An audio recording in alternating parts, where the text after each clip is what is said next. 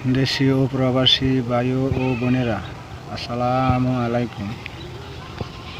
যে যেখানে আছেন সবার জন্য দোয়া রইল। সবাই আমার জন্য দোয়া করবেন। ভাই, আমরা মনে যে কোনো হিংসা না রাখি, অহংকার না করি। দেখেন ভাই, আল্লাহ তাআলা মানুষে কোন জায়গায় নেয় কেউ জানে না।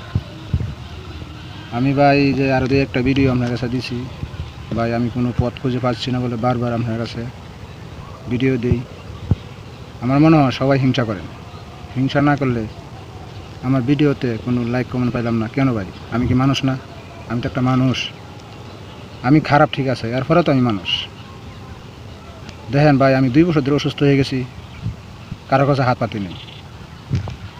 এখন ভাই পাওয়ার নিচে মাটি নাই, বাধ্যতামূলক আপনার কাছে আসলাম। আর আপনারা অবহেলা করেন, অহংকার করেন, ঘৃণা করেন কেন ভাই? আল্লাহ তো আমার মাটিতে সৃষ্টি করছে ভাই। আমার একটা রূপ আল্লাহ পাক এমন দিছে, এতে আমি অনেক খুশি। কারণ আল্লাহ সবাইকে রূপ দেয় না, যাকে পছন্দ করে তাকে রূপ দেয়।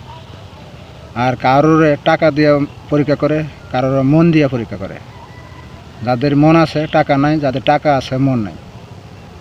কারণ আমি সাধারণ মানুষ, 2 বছর ধরে অসুস্থ হয়ে গেছি, টাকার অভাবে চিকিৎসা করতে পারি না।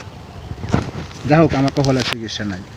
এখন সিদ্ধান্ত নিলাম ভাই যে আর কোনো পথ নাই, এখন আল্লাহর পথে ভাড়া দেব। তবে ভাই নেট করছি যে এই 27/1/2025 তারিখে আমি সিল্লায় রওনা দিব। তবে সিল্লায় রওনা দিব ঠিক আছে ভাই, কিন্তু আমার তো টাকা পয়সা নাই। কারণ এই নিয়তে যদি আপনারা আমার একটু সহায়তা করেন তাহলে ভাই খুব ভালো হতো।